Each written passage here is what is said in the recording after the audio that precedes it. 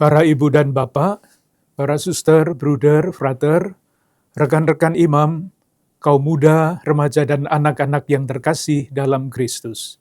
Setiap tanggal 16 Oktober secara internasional diperingati Hari Pangan Sedunia.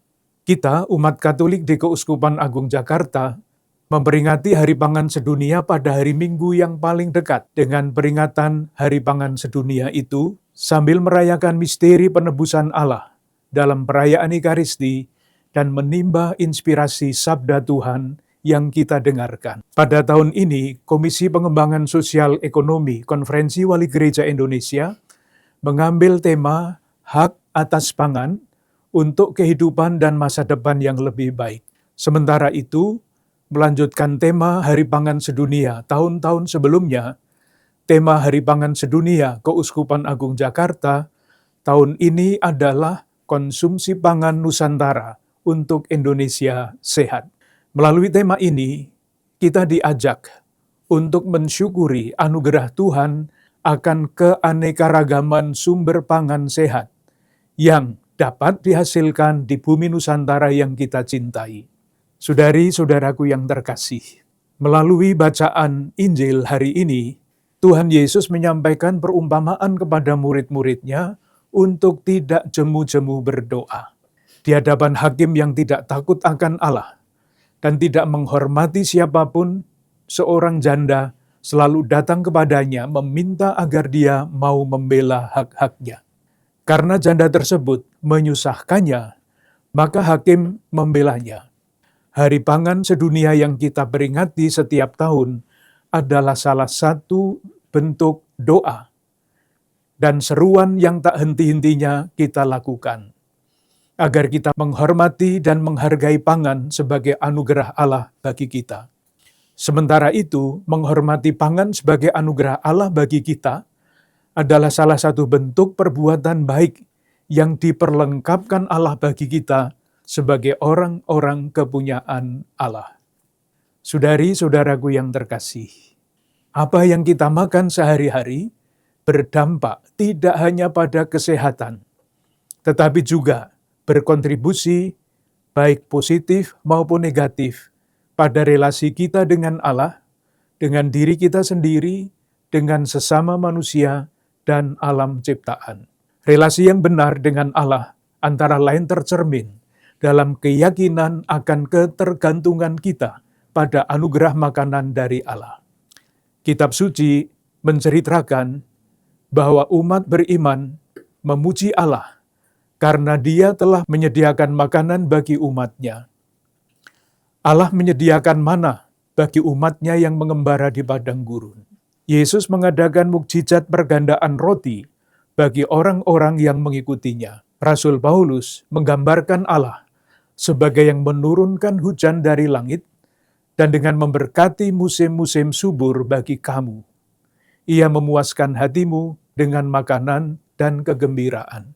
Keyakinan bahwa dalam hal makanan kita tergantung pada Allah, kita ungkapkan dalam doa Bapa kami. Tuhan Yesus mengajak kita, berilah kami rezeki pada hari ini. Pola konsumsi makanan yang sehat juga dapat memupuk relasi yang benar dengan diri sendiri. Tubuh kita adalah bait Roh Kudus, sehingga kita perlu merawatnya. Cara mensyukuri anugerah Allah atas tubuh kita adalah dengan merawatnya, dengan makan makanan bergizi dan membangun gaya hidup sehat. Pilihan pangan yang kita konsumsi sehari-hari bukan hanya perwujudan relasi kita dengan Allah dan dengan diri kita sendiri, tetapi juga relasi kita dengan sesama dan alam ciptaan. Dalam memilih makanan, kita perlu memahami dan menyadari sistem rantai distribusi dan produksi pangan. Pada umumnya, kriteria utama orang dalam memilih pangan adalah harga, rasa, dan gaya hidup. Kebanyakan orang memilih harga murah, rasa enak, praktis, dan cepat saji. Kriteria ini biasanya dimanfaatkan oleh industri pangan. Kita sering tidak sadar bahwa dengan menetapkan kriteria ini, kita bertindak tidak adil kepada para buruh, petani, pengemudi jasa distribusi, dan lingkungan. Jenis makanan yang murah, enak, dan cepat saji ini sangat mungkin mengandung ketidakadilan sosial dan eksploitasi alam dalam proses produksi dan distribusinya. Alam dipaksa untuk terus berproduksi agar dapat memenuhi permintaan pasar. Tanah tidak diberi kesempatan untuk istirahat sejenak, berhenti berproduksi. Benih, pupuk, dan pestisida pabrikan digunakan untuk memacu target produksi, sehingga yang dihasilkan adalah bahan pangan yang tidak sehat dan merusak lingkungan. Saudari-saudaraku yang terkasih, di masa lampau, masyarakat Nusantara memiliki bahan pangan tradisional yang beragam. Setiap daerah dengan karakteristik alam yang khas, mengembangkan sumber pangannya sendiri, tanpa tergantung pada padi atau beras. Masyarakat sejak lama membangun ketahanan pangan dalam lingkup komunitas masing-masing, mengolah sagu, jagung, hingga singkong sebagai sumber pangan. Pangan Nusantara sejatinya dapat menjadi solusi untuk menjaga kelestarian lingkungan dan kedaulatan pangan. Pangan Nusantara yang diproduksi dan dikonsumsi di suatu daerah cenderung lebih ramah lingkungan karena mengurangi jejak karbon dari proses produksi dan distribusi. Selain itu, pengelolaan pangan lokal juga berkontribusi pada pemenuhan asupan gizi, pelestarian keanekaragaman hayati, dan kearifan lokal. Namun sekarang, pola makan masyarakat kita sudah berubah.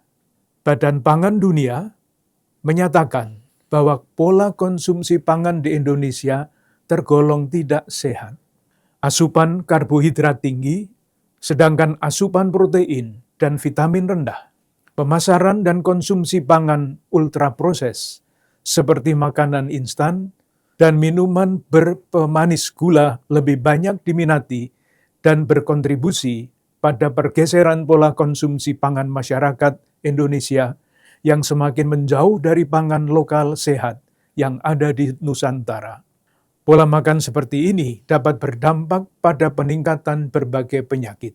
Untuk mewujudkan sistem pangan yang berkelanjutan dan berkeadilan, sistem pangan harus mencapai kedaulatan pangan dan pemenuhan gizi untuk semua, dengan cara yang tidak membahayakan ketahanan pangan dan gizi generasi masa depan, baik dari segi ekonomi, sosial, maupun lingkungan. Namun, produksi pertanian Indonesia saat ini cenderung hanya terfokus pada beberapa komoditas bernilai tinggi dan beberapa varietas tanaman produktif. Akibatnya, variasi pangan yang tersedia di pasar menjadi terbatas, dan sebaliknya membuat ratusan spesies tanaman pangan bergizi menjadi terabaikan. Saudari-saudaraku yang terkasih, Hari Pangan Sedunia yang kita peringati setiap tahun merupakan penanda untuk membangun budaya pemilihan makanan sehari-hari yang bersumber dari moral Kristiani. Pilihan atas makanan yang kita konsumsi hendaknya semakin membangun relasi kita yang seharusnya dengan Allah, dengan diri kita sendiri, dengan sesama dan alam ciptaan. Ketika kita memilih harga pangan, kita perlu mempertimbangkan apakah kita sudah berbuat adil terhadap jerih payah saudari-saudara kita yang berjasa atas proses produksi dan distribusi pangan. Ketika rasa enak yang menjadi kriteria pilihan kita atas pangan, apakah kita menyadari bahwa makanan itu benar-benar sehat? Ketika kita memilih bahan makanan impor yang seolah merupakan simbol harga diri, apakah kita sudah memperhitungkan biaya kerusakan lingkungan yang ditimbulkan dari proses distribusi dan produksinya? Pertanyaan-pertanyaan reflektif ini perlu terus kita lakukan. Saudari-saudaraku yang terkasih, saya menghargai berbagai upaya dan inisiatif individu maupun komunitas-komunitas terkait dengan masalah pangan. Pemanfaatan lahan untuk memproduksi bahan pangan telah dan sedang dilakukan di berbagai tempat. Demikian juga pembangunan jaringan pangan Nusantara yang ramah lingkungan yang sedang diinisiasi oleh jaringan petani di Keuskupan Agung Semarang dan jaringan konsumen di Keuskupan Agung Jakarta. Upaya ini dapat semakin mendekatkan konsumen dengan petani yang saling mendapatkan manfaat. Petani mendapatkan harga yang baik dan adil, sementara konsumen mendapatkan bahan makanan ramah lingkungan yang sehat. Mengkonsumsi pangan Nusantara yang beraneka ragam bisa menjadi sebuah gerakan bersama. Gerakan seperti ini dapat memberikan manfaat bagi kesehatan kita, bagi petani yang mengusahakan, serta kelestarian lingkungan. Aksi-aksi nyata lain dapat dilakukan untuk mendukung gerakan ini. Misalnya, berdoa dan mengucap syukur setiap hari atas anugerah keanekaragaman pangan Nusantara. Pengenalan dan penyadaran tentang keanekaragaman pangan Nusantara, khususnya di kalangan anak-anak dan remaja lewat sekolah-sekolah, media sosial, kegiatan-kegiatan di lingkungan dan paroki. Memberikan pemahaman tentang kandungan gizi dan aneka ragam pangan Nusantara.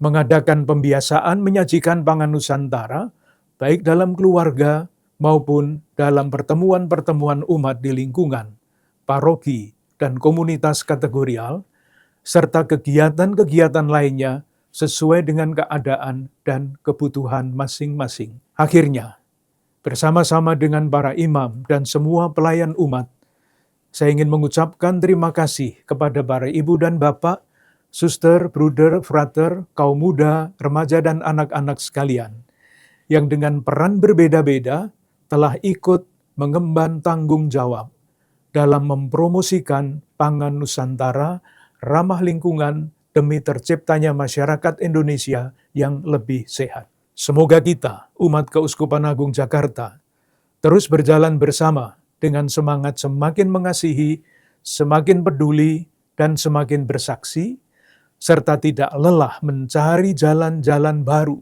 untuk mewujudkannya dalam hidup kita. Salam sehat, berlimpah berkat untuk Anda, keluarga, dan komunitas Anda.